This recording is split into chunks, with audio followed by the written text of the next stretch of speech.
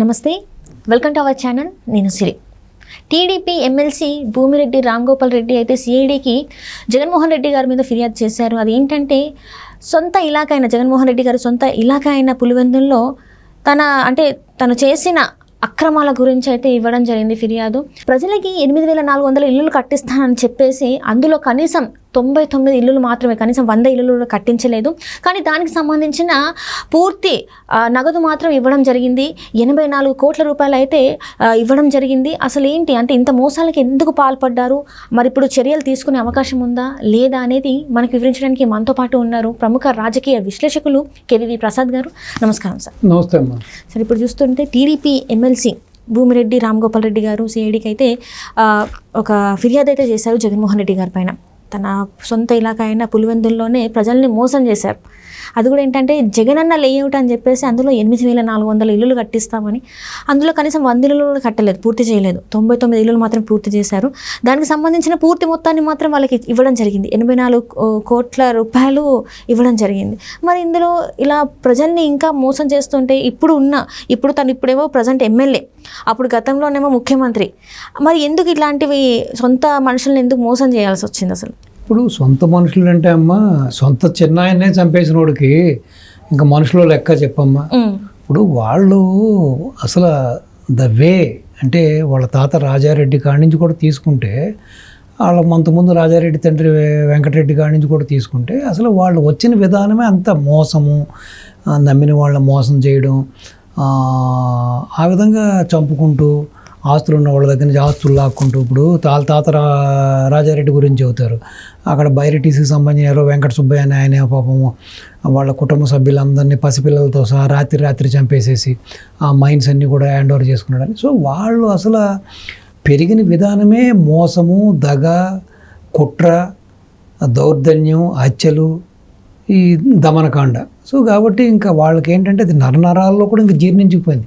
అంటే వాళ్ళు ఏదైతే తింటున్నారో, ఏదైతే గాలి పీల్చుకుంటున్నారో అంతా కూడా ఈ విధమైన అక్రమ సంపాదన ద్వారా. కాబట్టి ఇంక వాళ్ళలో ఒక పాజిటివ్ నోటు, ఒక మంచి అనేది ఉండదు, అంతా నెగిటివ్ ఎనర్జీ ఉంటుంది. సో ఎంతసేపు ఎదుటోడు జోబు కొట్టేసామా, ఎదుటోడు ఆస్తులు కొట్టేసామా, ఎదుటోడిని చంపేమా, మనం జల్సా చేసామనే మనుషులు. కాబట్టి ఇంకా వాళ్ళ దగ్గర నుంచి మంచి అనేది మనం ఎదురు చూడకూడదు. అసలు మంచి అనేది వాళ్ళ దగ్గర మచ్చుకు కూడా కనపడదు.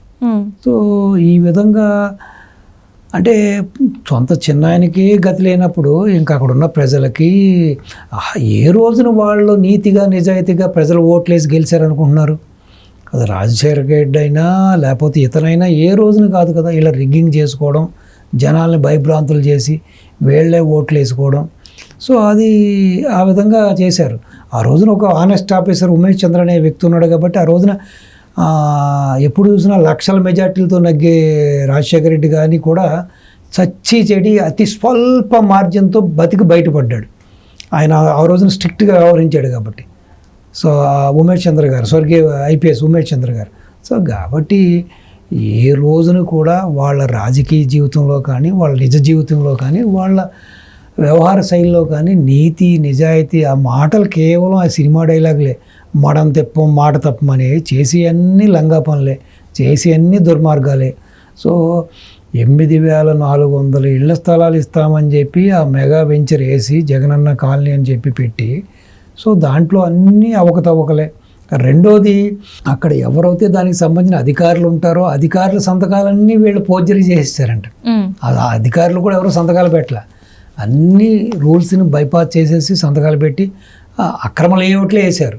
అది అయిన తర్వాత అనంతపూరు ఏదైతే ఇప్పుడు పరిటాల సునీత గారి మీద ఓడిపోయాడు ఆ వ్యక్తి, తోపుదుర్తి ప్రకాష్ రెడ్డి అనే వ్యక్తి తీసుకొచ్చి ఆ కాంట్రాక్ట్ ఇచ్చారు.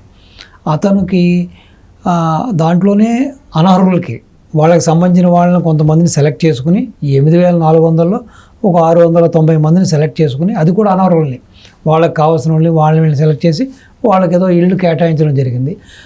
కన్స్ట్రక్షన్ యాక్టివిటీ ఈ తోపుదుర్తి ప్రకాష్ రెడ్డి అనే ప్రకాశం జిల్లా అనంతపూర్కి సంబంధించిన అతనికి ఇవ్వడం జరిగింది. అతను ఎంత తెలివైనోడంటే కట్టింది ఎంత 99 ఇళ్ళు కట్టాడు. తీసుకుంది మాత్రం 84 కోట్ల రూపాయలు హౌసింగ్ కార్పొరేషన్ నుంచి ముందుగానే డబ్బులు తీసేసుకున్నాడు. అంటే పనులు చేయకుండానే డబ్బులు తీసేసుకున్నారు. సో అది ఎంత పెద్ద స్కామ్ కాబట్టి ఎవరైతే ఆ ఎమ్మెల్సీ ఉన్నారో భూమిరెడ్డి ఆయన రామ్ గోపాల్ రెడ్డి గారు దీని గురించి సిఐడికి ఫిర్యాదు ఇవ్వడం జరిగింది. ఇప్పుడు దాని గురించి ఎంక్వైరీ జరుగుతుంది. అది కాకుండా ఫర్దర్గా కూడా ఈ యొక్క వైఎస్ఆర్ పులివెందు అదే మన ఇడుపులపాయలో వైఎస్ఆర్ ఎస్టేట్ ఉంది కదా, దాంట్లో ఏదో వైఎస్ఆర్ నాలెడ్జ్ పార్క్ అని పెట్టి దాంట్లో 23 విగ్రహాలు వైఎస్ఆర్కి. అసలు ఎక్కడన్నా ఉందమ్మా ఇది న్యాయం? అందులో ఒక విగ్రహం మాత్రమే 7,61,00,000 అంట. సో మొత్తం 10 కోట్ల రూపాయల 23 విగ్రహాలకి. సో అది కొంచెం పెద్ద విగ్రహం, 48 అడుగుల విగ్రహం అది. దానికి ఒక్క విగ్రహం ఖరీదే 7,61,00,000 రూపాయలు. సో మొత్తం ఓవరాల్గా 23 విగ్రహాలకి కలిపి 10 కోట్ల రూపాయలు. సో దాని గురించి ఎవరైతే బోండా ఉమా అన్నారో విజయవాడకు సంబంధించిన టీడీపీ ఎమ్మెల్యే, సో ఆయన దాని గురించి కంప్లైంట్ ఇవ్వడం జరిగింది సిఐడికి. అసలు చూడండి, నాకు తెలియక అడుగుతాను, అసలు రాజశేఖర రెడ్డి ఏం చేశాడమ్మా ఈ విధంగా ఊరూరా విగ్రహాలు పెట్టడానికి? అసలు అదే అడుగుతున్నాను.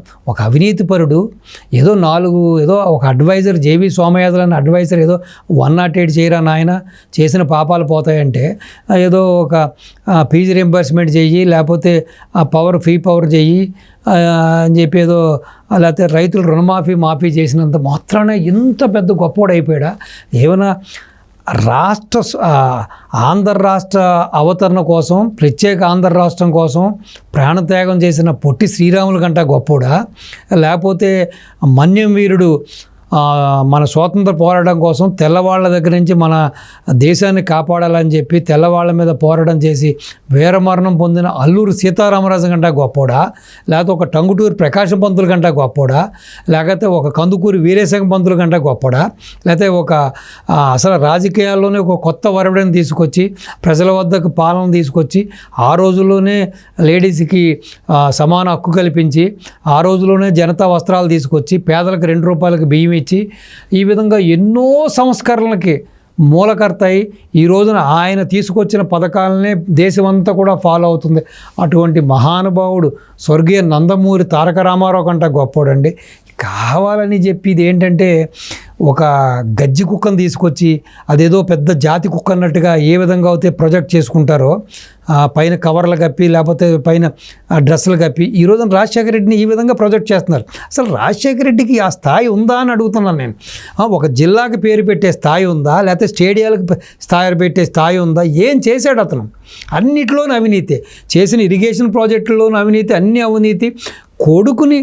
కొడుకుకి దోచిపెట్టి కొడుకు 2004లో సొంత ఇల్లు అమ్ముకుని మేము అమ్ముకుంటున్నాం అని బాబు గారికి అప్లికేషన్ పెట్టుకున్న కుటుంబం ఒక్కసారిగా paper, Sakshi media, print media, electronic media, mining industries, mines, ఇన్ని ఎస్టేట్లు, ఇన్ని భవంతులు, ఒక పక్కన ఈ పవర్ ప్రాజెక్టులు, ఇన్ని వేల కోట్లు, 1,00,000 కోట్లు ఆస్తులు ఎక్కడి నుంచి వచ్చినాయమ్మా దోచేయకపోతే? అడుక్కు తినే ఫ్యామిలీకి ఎక్కడొచ్చిందమ్మా? అసలు ఈ దరిద్రం, ఆంధ్రాకి దరిద్రమే ఈ వైఎస్ఆర్ విగ్రహాలని చెబుతాను నేను. ఆ వెకిలి విగ్రహం ఎక్కడ చూసినా వెకిలి విగ్రహం నాకైతే ఆ విగ్రహాన్ని చూసినప్పుడల్లా కడుపు రగిలిపోతూ ఉంటుంది. ఆ వైఎస్ఆర్ విగ్రహం చూస్తుంటే వాడు మనల్ని చూసి వెకిలిగా నవ్వుతున్నట్టుగా ఉంటుంది, ఒక శకుని చూసినట్టుగా అనిపిస్తూ ఉంటుంది.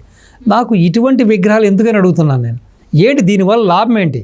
ఒక అల్లూరు సీతారామరాజు విగ్రహం పెట్టండి, ఒక సుభాష్ చంద్రబోస్ విగ్రహం పెట్టండి, ఒక కందుకూరి వీరేశలింగం బెంద పెట్టండి, ఒక అమరజీవి పొట్టి శ్రీరాములు విగ్రహం పెట్టండి, ఒక గాంధీ మహాత్ముడి విగ్రహం పెట్టండి, ఒక సర్దార్ వల్లభాయ్ పటేల్ విగ్రహం పెట్టండి, ఒక ఎన్టీ రామారావు విగ్రహం పెట్టండి, ఒక యోగి వేమన విగ్రహం పెట్టండి. లేకపోతే ఎంతోమంది కవులు, కళాకారులు, వాగ్గేయకారులు, గొప్ప గొప్ప విద్యావేత్తలు, గొప్ప గొప్ప మహానుభావులు, రాజకీయ దురంధరులు అందరూ ఉన్నారు. వాళ్ళ విగ్రహాలు పెట్టండి, ప్రజలు దాన్ని స్ఫూర్తిగా తీసుకుంటారు. సో ఇతను ఇలా చేశాడంట, ఇతను దేశం కోసం పోరాడాడంట, ఇతను ఈ సంస్కరణలు చేశాడంట, ఇతను ఈ విధంగా ఒక గొప్ప ఇవి సాధించాడంట. అసలు ఏముందని వైఎస్ రాజశేఖర రెడ్డికి ఈ విగ్రహాలు ఏం సాధించాడని చెప్పి. కాబట్టి బాబు గారు సంపదను సృష్టించిన సంపదను తిన్నంత తిని తన అయిన వాళ్ళకి దోచిపెట్టి, కొడుక్కి దోచిపెట్టి, శుభ్రంగా పందికొక్కులు గాది కింద పందికొక్కులు బొక్కినట్టు బొక్కి ఈ రోజున అతనికి ఎందుకు ఈ విగ్రహాలు అంటున్నాను నేను. అసలు ఏం సాధించాడని విగ్రహాలు. ఇప్పటికైనా ప్రజలు కూడా దీన్ని స్ఫూర్తిగా తీసుకోవాలి. ఎందుకని ప్రజలు ప్రశ్నించాలి.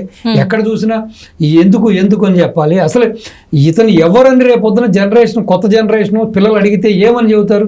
ఇతను ఒక పెద్ద భూబకాసుడు అని చెబుతారా, లేకపోతే ఇతను ఒక పెద్ద అవినీతిపరుడు, ఈవెన్ కాంగ్రెస్లోనే స్వపక్షంలోనే విపక్షంగా వ్యవహరించి సొంత పార్టీ వాళ్ళ మీద రాళ్ళు రాపలేసి మా ఓల్డ్ సిటీలో మారణహోమాన్ని సృష్టించిన ఒక దుర్మార్గుడు అని చెప్పాలా? ఏమని చెప్పాలి? రాజశేఖర రెడ్డి అంటే ఏమని చెప్పాలి? 4 పనులు చేస్తేనే ఇంత గొప్పవాడు అయిపోయాడా? ఎవరో ఏదో చెబుతారే అత్త సొమ్ము అల్లుడు దానం చేసినట్టుగా చంద్రబాబు నాయుడు సృష్టించిన సంపదని తిన్నంత తిని ఆయన వాళ్ళకి దోచిపెట్టి, తోబోటులకు దోచిపెట్టి, మేనళ్ళకు దోచిపెట్టి, ఇటు కొడుక్కి దోచిపెట్టి ఇంత సామ్రాజ్యాలు నిర్మించుకుని ఇన్ని చేసిన వాళ్ళు ఎక్కడ చూసినా ఈ విగ్రహాలు ఏంటో, ఈ దరిద్రం ఏంటో తెలియట్లేదు. అసలు ఆంధ్రాకి పట్టిన దరిద్రం పోవాలంటే ముందు ఈ వైఎస్ఆర్ విగ్రహాలన్నీ తీసి పక్కన పెట్టాలి. అప్పుడు కానీ ఆంధ్రాకి మంచి రోజులు రావని చెప్పి నేను మీ ద్వారా ఇప్పుడున్న గవర్నమెంట్కి మనవి చేస్తూ ఉన్నాను.